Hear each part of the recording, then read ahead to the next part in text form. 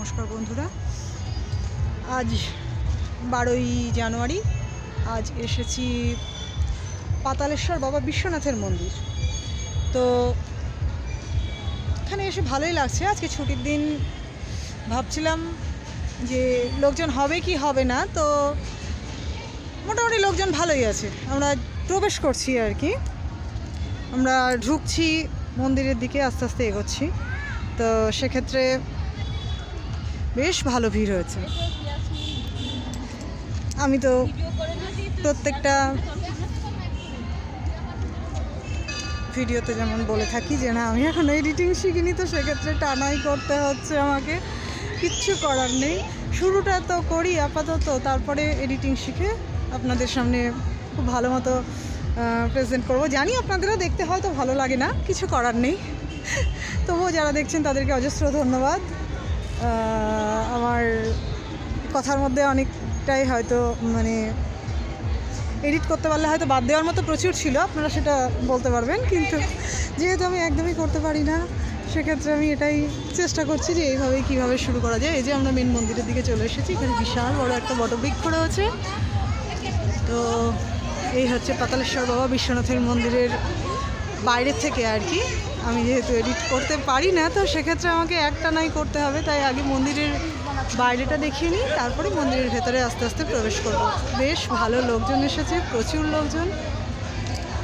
আমি তো ভাবছিলাম ভিডিও করতে পারবো কি পারবো না। এই যে মন্দিরের চাতালটা দেখুন, তারপরে এই যে মন্দিরের মধ্যে লোকজন প্রবেশ করছে, এখানে পুজো করছে গাছের ইয়েতে। এদিকে একটা ছোট্ট শিব মন্দির টাইপের রয়েছে, এখানেও ধরুন গঙ্গা আর কি, কাটিগঙ্গা যেটাকে বলে, সেই কাটিগঙ্গা রয়েছে।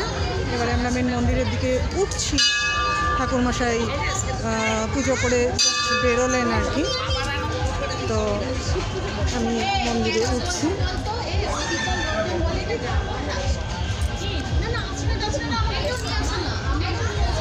এই যে মেন মন্দিরে প্রবেশ করছি। এখানে একটা ঘন্টা রয়েছে, ঘন্টাটা দেখি বাজাতে পারি কি না। বেশ জোরে আওয়াজ হচ্ছে। এই যে এখানে বাবার মন্দির, এই যে বাবা পুজো করে ঠাকুরমশাই তো দেখালাম, এক্ষুনি বেরোলেন। এখানে স্বস্তিক চিহ্ন দেওয়া রয়েছে, এখানে শিব, এখানে এমনি পুজোও দেওয়া যায়, প্রচুর মানুষ পুজো দিতেও আসেন। এই যে আমাদের পাতালেশ্বর বাবা বিশ্বনাথের বাবা বিশ্বনাথ আর কি। তো আপনারাও আসবেন, ঘুরে যাবেন। এখানে অনেকটা সময় কাটানোর পক্ষে বেশ ভালো জায়গা এবং ভালোও লাগবে। এই যে এত সুন্দরভাবে করতে পারবো আমি ভাবিও নি, বেশ ভালো লাগছে। অবশ্যই আপনারা আসবেন, একবার ঘুরে যাবেন। এখানে প্রচুর মানুষ আসে। তো আমরা মন্দির থেকে জাস্ট বেরোলাম। এই যে এখানটা, এটা হচ্ছে মন্দিরের পেছন দিক। এই যে এখানে একটা শিব মন্দির আছে, আমার ক্যামেরাতে অত ভালো মতো আসছে না। এখানে এই যে প্রচুর লোকজন বসে আছে, কাটিগঙ্গা যেটাকে বলে, সেই কাটিগঙ্গার ধারে আর কি পার মতো করা আছে, বসার জায়গা আর কি প্রচুর। সেখানে ধরুন প্রচুর মানুষ বসে আছে এবং সেখানে ছবি টবি তুলছে, গল্প করছে, এই আর কি। এখানেও ধরুন প্রচুরজন সামনে মন্দিরে উঠবে আর কি, এরা উঠবো এরকম করছে, বা হয়তো ঠাকুর দেখা হয়ে গেছে এরকম। এই যে চারিদিকটা আপনাদের ঘুরিয়ে দেখাচ্ছি। এই যে ঠাকুরমশাই বেরিয়ে এর বাঁ পাশেও আর একটা মন্দির রয়েছে, ওর বাঁ পাশে এই যে মন্দির রয়েছে, সেই মন্দিরে ঠাকুরমশাই এখন পুজো করতে ঢুকলেন। আমার ক্যামেরাতে হয়তো আসছে না, কিন্তু পুজো করতে ঢুকলেন।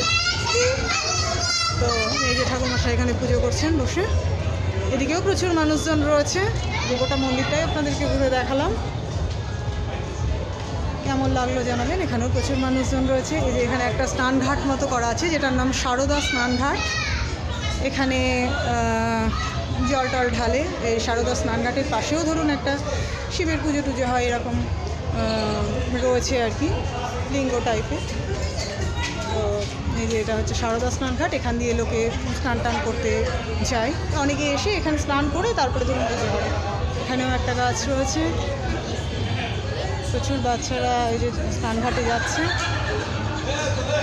এটা শিব মন্দির দেখছেন।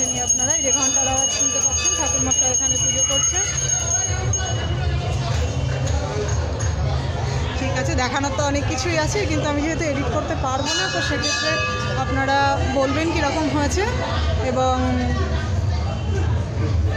আমিও চেষ্টা করবো নেক্সট টাইম এডিটিং করে সুন্দর করে ভিডিওটা করার। ঠিক আছে, টাটা, সঙ্গে থাকবেন, শেয়ার সাবস্ক্রাইব অবশ্যই করে দেবেন, আর কেমন হয়েছে জানাবেন। টাটা।